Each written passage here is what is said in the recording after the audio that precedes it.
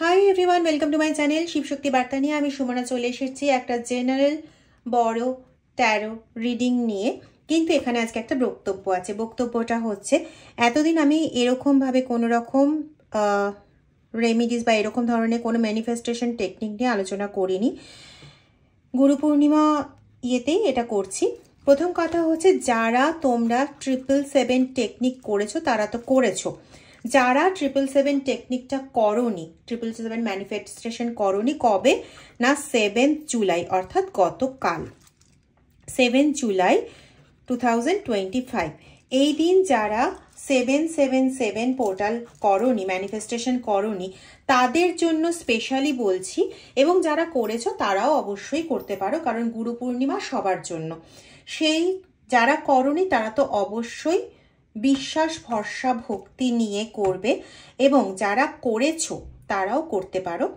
গুরু পূর্ণিমা পড়েছে বৃহস্পতিবার দিন, বুধবার রাত্রি থেকে পাচ্ছে, কিন্তু বৃহস্পতিবার দিন যেহেতু সূর্যোদয় পাচ্ছে, তো বৃহস্পতিবারটাকেই আমরা গুরু পূর্ণিমার দিন ধরছি। তো বৃহস্পতিবার দিন তোমরা যেটা করতে পারো সেটা হচ্ছে, সারা দিনে যে কোনো সময় করতে পারো, ঠিক আছে? কি করবে?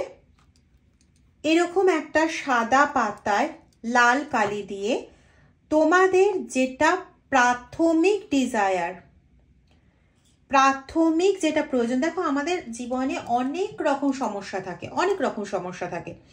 কারোর সন্তানের ক্ষেত্রে সমস্যা থাকে, কারোর সন্তান হওয়ার ক্ষেত্রে সমস্যা থাকে, কারোর সন্তান পড়াশোনা করছে না সেক্ষেত্রে সমস্যা থাকে, কারোর নিজের কর্মক্ষেত্রে সমস্যা থাকে, কারোর নিজের মানসিক ক্ষেত্রে সমস্যা থাকে, কারোর বিভিন্ন দিক থেকে বিপর্যস্ত হয়ে যাওয়ার সমস্যা থাকে। তো একজন মানুষেরই দেখতে পাই আমরা আমাদের জীবনে একাধিক সমস্যা রয়েছে। তো সেই একাধিক সমস্যাকে সমান প্রায়োরিটি দিলে চলে না, ইভেন আমরা কেউ দিও না, এতটা বোকা আমরা কেউই নই। তাহলে কেন এই কথাটা বলছি? এখানে গুরু পূর্ণিমার দিন তোমরা যে কোনো তোমাদের একটা ডিজায়ার, যেটা প্রাইমারি নিড, দেখো, অন্ন বস্ত্র বাসস্থান আমাদের প্রাইমারি নিড, সুরক্ষা আমাদের প্রাইমারি নিড, ঠিক আছে? বাসস্থান প্রাচীনকালে বলা হয়েছিল কিসের জন্য? একটা ঘর থাকলে পরে বন্য প্রাণীদের থেকে সুরক্ষিত থাকার জন্য। হ্যাঁ, এখন বন্য প্রাণীদের চেহারাটা বদলে গেছে, তাদের মানুষের মতন দেখতে হয়েছে। যাই হোক না কেন, এই নিয়ে আমি এখন আলোচনা করছি না আর কি। তো যাই হোক, মন কথা হচ্ছে সুরক্ষিত থাকা। সুরক্ষিত থাকা, অর্থনৈতিক দিকে ট্রাভেল, খাদ্যর মিনিমাম যে প্রয়োজন যে জায়গাগুলো, সেই জায়গাগুলোতে কোথাও না কোথাও ঘাটতি হয়ে যাচ্ছে। তো এইগুলোর মধ্যে যে সমস্যাগুলোর সবচেয়ে প্রধান হয়ে দাঁড়িয়েছে বর্তমানে, সেরকম একটি সমস্যা একটা সাদা পেপারে লাল কালি দিয়ে কতবার লিখবে? 28 বার লিখবে। ম্যানিফেস্টেশন টেকনিক তোমরা কম বেশি প্রত্যেকেই জানো। কিভাবে লিখবে? যে আমার কাজটা পূর্ণ হয়ে গেছে। সাপোজ কেউ শারীরিক অসুস্থতায় প্রচণ্ডভাবে ভুগছো এবং কোনোভাবেই সেটা ঠিক হচ্ছে না, কোনোভাবেই সেটা ঠিক হচ্ছে না, ঠিক আছে? তো এই ক্ষেত্রে এই শারীরিক অসুস্থতা কোনোভাবে ঠিক হচ্ছে না, এই ক্ষেত্রটাতে দাঁড়িয়ে তোমরা কি করতে পারো? যে লিখবে যে আমার শারীরিক এই অসুস্থতা যেটা আছে, সাপোজ ধরে নাও জ্বরের সমস্যা, আমার জ্বরের সমস্যা এখন পুরোপুরি ঠিক হয়ে গেছে, আমার জ্বরের সমস্যা এখন পুরোপুরি ঠিক হয়ে গেছে, ঠিক আছে? এটা লিখবে। কতবার লিখবে? 28 বার লিখবে। আচ্ছা, এটা করার আগে কি করবে? আসনে বসবে। এটা কিন্তু আসনে বসে করতে হবে, ঠিক আছে? আসনে বসবে। সারাদিন, বৃহস্পতিবার গুরু পূর্ণিমা রয়েছে, সারাদিন রয়েছে, অত্যন্ত শুভ দিন। যে সময় তোমার পক্ষে সুবিধা হবে, শুদ্ধ বস্ত্রে বসবে। বসে আসনে বসে একটা সাদা মোমবাতি জ্বালাবে এবং ধূপ জ্বালাবে।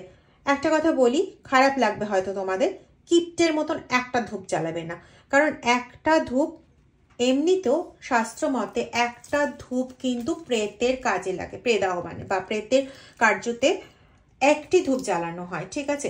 তো বাড়িতেও যখন ধূপ জ্বালাও তখন একে তো ওই কাঠি ওগুলো আমি বাদই দিলাম, তবুও বলছি বাড়িতে যখন ধূপ জ্বালাচ্ছ তখন কমপক্ষে 2টি জ্বালাবে, ঠিক আছে? একটি কখনো জ্বালাবে না।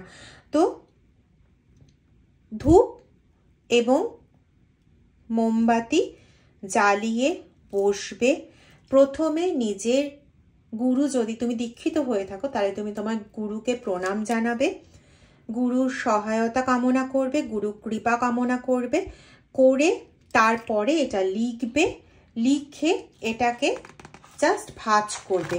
এই একটা ভাঁজ করলে, পুরোটাকে নিয়ে আরেকটা ভাঁজ করলে, ঠিক আছে? এরকম করে ভাঁজ করে গুরুর আসনেই ওটা রেখে দেবে। কোনো পুড়িয়ে দেওয়া, উড়িয়ে দেওয়া এ সমস্ত কিচ্ছু করবে না।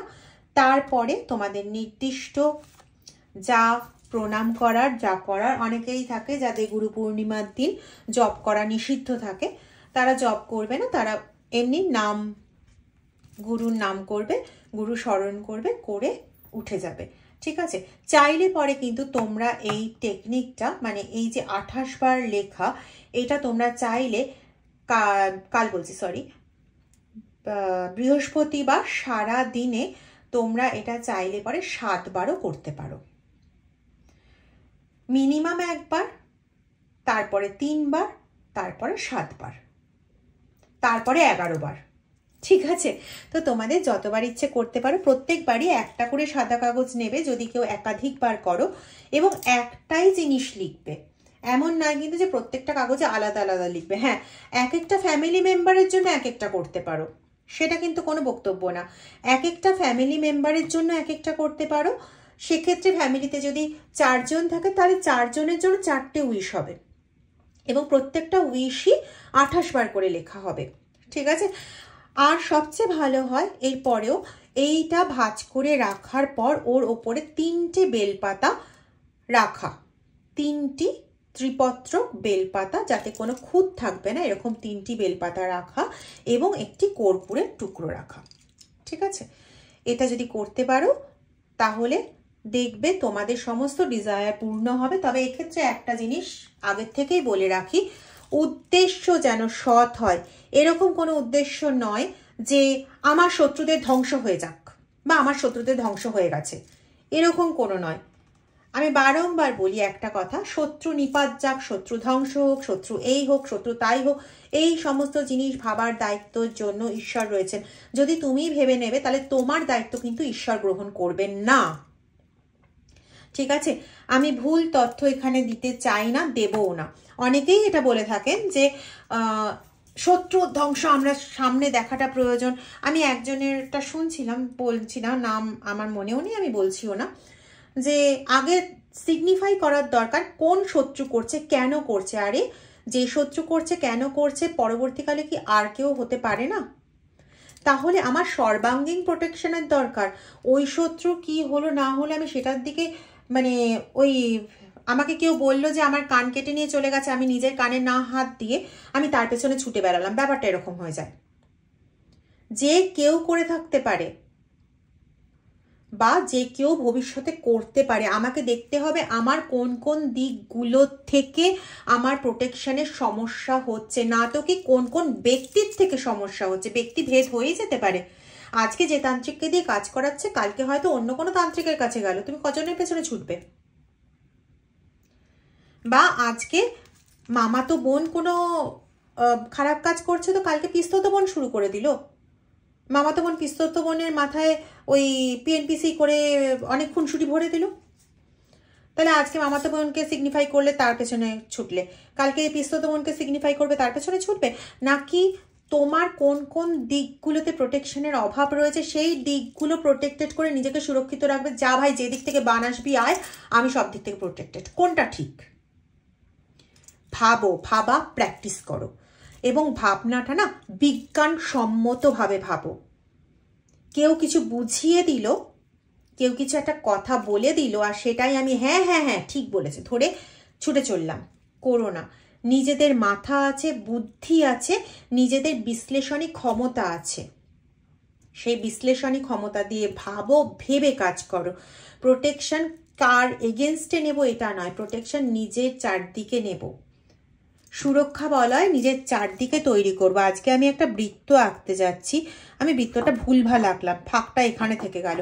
আমি এই ফাঁকটাকে পূর্ণ করব নাকি এই ফাঁক দিয়ে কে ঢুকছে তাকে কাটবো? ভাই আজকে রামশ্যাম যদুমধুর মধ্যে কেউ একজন ঢুকছে, পরের দিন হয়তো অন্য কেউ একজন ঢুকলো, তখন আবার তাকে কাটতে যাব?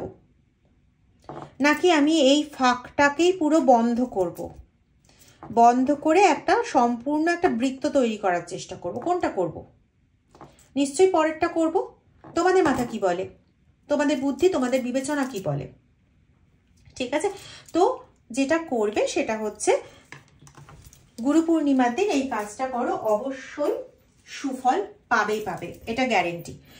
কারণ গুরু না কখনো কারণ অনিষ্ট চান না, তিনি একজন নিরপেক্ষ হন, সেটা দেবগুরু হন বা অসুর গুরু হন, যাই হন না কেন। অসুর গুরুও কিন্তু অসুরদের জন্য করেছিলেন, কিন্তু অসুরদের জন্য নিরপেক্ষভাবে করেছিলেন। যখন তিনি বুঝেছেন যে সেখানে গড়বড় হয়েছে, তখন কিন্তু তিনিও সেই অনুযায়ী পদক্ষেপ নিয়েছেন। কাহিনীতে আমরা বিভিন্ন রকমভাবে পাই, কিন্তু কাহিনীকে একটু বিশ্লেষণ করে দেখো, উত্তর নিজেরাই খুঁজে পেয়ে যাবে। ঠিক আছে, যাই হোক, এই গেল হচ্ছে বক্তব্য 777 নিয়ে। যারা 777 ম্যানিফেস্টেশন করেছো তারা তো করেছো, যারা 777 ম্যানিফেস্টেশন করোনি তাদের ক্ষেত্রে তোমরা অবশ্যই গুরু পূর্ণিমার দিন এটা করবে। আর বললাম মতো যারা 777 করেছো তারাও করতে পারো, ঠিক আছে। আর যাদের ক্ষেত্রে অর্থনৈতিক দিকের বিশেষ সমস্যা রয়েছে, যে একদম স্টাকড কন্ডিশন হয়ে রয়েছে, কোনোভাবেই কোনো প্রতিকার হচ্ছে না বা কোনোভাবেই কোনো ঠিক হচ্ছে না, তারা সাদা মোমবাতির জায়গায় সবুজ মোমবাতি ব্যবহার করতে পারো, ঠিক আছে। যাদের ক্ষেত্রে কমিউনিকেশন রিলেটেড কাজ করতে হয় তারা সাদা মোমবাতির জায়গায় নীল মোমবাতি ব্যবহার করতে পারো। বোঝা গেল? এটা মাথায় রেখো। তবে কালো মোমবাতি অনেক সময় পাওয়া যায়, সেগুলো স্পেলের জাদুবিদ্যাতে ইউজ করা হয়, সেগুলো কিন্তু কখনো ইউজ করতে যেও না। সবুজ মোমবাতি ইউজ করতে পারো অর্থনৈতিক ক্ষেত্রে যদি পুরোপুরি স্টাকড হয়ে গিয়ে থাকে বা যত্র আয় তত্র ব্যয় যদি হয়, এবং কমিউনিকেশন ওরিয়েন্টেড কাজ করতে গিয়ে যদি কোনো রকম প্রবলেম হয় তো সেক্ষেত্রে, এবং সেটাই যদি প্রাইমারি সমস্যা হয়ে থাকে তাহলে সেই ক্ষেত্রে নীল মোমবাতি ব্যবহার করতে পারো। পারিবারিক কলহর ক্ষেত্রে অরেঞ্জ মোমবাতি ব্যবহার করতে পারো, ঠিক আছে। চলো, আর একটি ধূপকাঠি ব্যবহার করবে না। এবার দেখবো 777 পোর্টাল তোমাদের কি কি দিল। যারা 777 পোর্টাল করতে পারছো না, যারা করতে পারোনি তারা গুরু পূর্ণিমার ম্যানিফেস্টেশন করে কি কি পেতে পারো। এটা কমন রিডিং, তো তোমাদের মধ্যে এই জিনিসগুলো তোমাদের কাছে উপহার স্বরূপ আসবে। আমি জানি না রিডিংয়ে কার্ডে এনার্জিতে সবকটাই উপহার আসবে কিনা, কিন্তু আমার বিশ্বাস উপহার দিয়ে আসবে। ওম নমঃ শিবায়। দেখো, প্রথমটা এসছে লাভ, অর্থাৎ যাদের ক্ষেত্রে রিলেশনশিপ তৈরি হতে হতে ভেঙে যাওয়ার উপক্রম হয়েছে বা যাদের ক্ষেত্রে সংসার জীবন অনেকটাই বিঘ্নিত হয়েছে, তাদের ক্ষেত্রে উপহার স্বরূপ পাচ্ছ যে তোমাদের সংসার জীবন পুনরায় ঠিক হয়ে যাবে। এবং তোমাদের ক্ষেত্রে লাকি নাম্বার হচ্ছে 18। তোমরা একটা কাজ করতে পারো, এই 18 নাম্বারটা না তোমরা রিস্টের এই জায়গাতে যেখানে এই দাগটা থাকে না, এখানে তোমরা এই 18 নাম্বারটাকে লিখে নিতে পারো।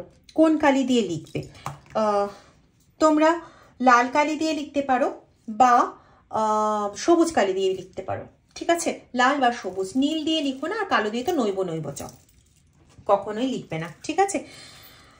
আরেকটা কি না, তোমাদের জন্য শুভ ভাগ্য বা যেটাকে আমরা বলি সৌভাগ্য অত্যন্ত পরিমাণে বৃদ্ধি পাচ্ছে। সেটা জুপিটার এনার্জি নিয়ে আসছে, মানে স্বয়ং গুরুই তোমাদের এটা প্রদান করছে। মানে গুরু পূর্ণিমার দিন যারা এই ম্যানিফেস্টেশন টেকনিকে ম্যানিফেস্টেশন করছো তাদের সৌভাগ্য ফেরার চান্স বলা যেতে পারে 90%-এরও বেশি। এবং তোমাদের লাকি নাম্বার হচ্ছে 23 এবং 5, ঠিক আছে। আর 3 তো অবশ্যই, 23, 5, 3। যাদের রিলেশনশিপের ক্ষেত্রে অত্যন্ত সমস্যা চলছিল তাদের রিলেশনশিপ ঠিক হয়ে যাবে এবং তাদের লাকি নাম্বার বললাম 18। দেখি পরবর্তী কাপ। ওয়াও, স্করপিও এনার্জি এসছে। তোমাদের জীবনে ব্যাপক ট্রান্সফরমেশন আসতে চলেছে, যে ট্রান্সফরমেশন তোমরা আশাই করনি। মানে তোমরা যেরকম অবস্থায় রয়েছো ঠিক তার বলা যেতে পারে যতটা কষ্টে রয়েছো তার অপোজিটে যে আনন্দ, যে সুখ, যে সমৃদ্ধি তোমাদের জীবনে আসতে পারতো, সেই সমৃদ্ধি তোমরা দেখবে, সেই সুখ তোমরা পাবে, তোমরা সেই জিনিসগুলো পেতে চলেছো। তো প্লিজ গাইস, আমি রোজই বলি, মানে প্রায় দিনই বলি, আজকে স্পেশালি বলছি, প্লিজ এনার্জি এক্সচেঞ্জ করো। Like, share, comment and subscription. Please যতটা পারো এই ভিডিওটা শেয়ার করো। শেয়ার করলে কিন্তু মানে আমি এটা বলবো না যে শেয়ার করে আমার পাবলিসিটি বাড়িয়ে দিয়ে তোমরা নিজেদের জন্য লাভবান হও, এটা আমি বলতে চাইছি না, কিন্তু এত ভালো এনার্জি আসছে। বলা হয় যে বিদ্যা দান করলে কোনোদিন কমে না, সেরকমই মানে আমার এটা মনে হলো, তাই বললাম। যদি পারো তো প্লিজ শেয়ার করো অ্যান্ড লাইক, সাবস্ক্রাইব অবশ্যই করো, কমেন্ট অবশ্যই করো। ক্লিয়ারেন্সের এনার্জি এসছে, মানে তোমাদের জীবনে যাদের ক্ষেত্রে অনেক রকম দুর্যোগ ঘটিয়ে রাখা হয়েছে, তাদের ক্ষেত্রে বিশেষ করে রিলেশনশিপে দুর্যোগ ঘটিয়ে রাখা হয়েছে, কার্যগত রিলেশনশিপে দুর্যোগ ঘটিয়ে রাখা হয়েছে। মানে ধরো রিলেশনশিপ ম্যানেজার হিসেবে কাজ করো, বা কি বলে একটা টিম হিসেবে কাজ করো, এরকম ধরনের ক্ষেত্রে তোমাদের ক্ষেত্রে ভীষণভাবে উল্টো পাল্টা কথাবার্তা, গসিপিং ইত্যাদি দিয়ে তোমাকে না ভীষণভাবে একটা একলা করে দেওয়ার একটা টেন্ডেন্সি ছিল। তো সেই জায়গাগুলো সমস্ত কিছু ক্লিয়ার হতে চলেছে, এবং মানে সম্পূর্ণ পূর্ণিমার আলোতে যেরকম হওয়া উচিত, যে পুরো ক্লিয়ার একদম পিকচার হয়ে যাওয়া উচিত, তোমারও কিন্তু ঠিক সেরকম ক্লিয়ার পিকচার আসতে চলেছে। তোমার ক্ষেত্রে শুভ রং কিন্তু হবে হলুদ, কমলা হলুদ টাইপের। এই কালারটা কিন্তু তোমার ক্ষেত্রে শুভ কালার। দেখো আমার ইনটিউশনে এই কালারটা এলো বলে বললাম, নাহলে কিন্তু এই কালারগুলো বলতে পারতাম। তোমাদের ক্ষেত্রে কিন্তু কোনো রকম শুভ সংখ্যা বলিনি, এটা খেয়াল রেখো। আচ্ছা, যত সমস্ত বাজে কর্মাদি তোমাদের জীবনে ঘটেছে, সেই সমস্ত বাজে মানে কর্মাদি বলো, সেই সমস্ত বাজে কিছু ধ্বংস অনিবার্য হবেই হবে। এবং 22-এর কার্ড, 22 এগেন একটা মাস্টার নাম্বার। তো এখানে তোমাদের ওপর যে সমস্ত ধ্বংসাত্মক কাজগুলি ঘটেছিল, বা যে সমস্ত উল্টোপাল্টা জায়গার শিকার তোমরা হয়েছিলে, সেই সমস্ত কিছুর থেকে তোমরা মুক্তি পাবে। তোমরা প্রচণ্ডভাবে জীবনে আনন্দ পেতে চলেছো। শুভ সংখ্যা তোমাদের জন্য 9। জীবনে প্রত্যেকটা ক্ষেত্রে তোমাদের জন্য গ্রোথ অনিবার্য, এবং তোমাদের ইন্টেনশনটা শুধু ফিক্স করো। ইন্টেনশনটা শুধু ফিক্স করো যে আমার এটা চাই, আমি এইটা অ্যাচিভ করতে চাই, সেটাকে ইন্টেনশন সেট করে সেটাকে ফিল করো, অনুভব করো, এবং তুমি সেই গ্রোথটা তুমি অ্যাচিভ করতে পারবে। তোমার লাক তোমাকে সম্পূর্ণ সাপোর্ট করবে, এবং তুমি আলটিমেটলি সব কিছু গেইন করবে। ওম নমঃ শিবায়। ওম শ্রী গুরুবে নমঃ। ওম নমঃ শিবায়।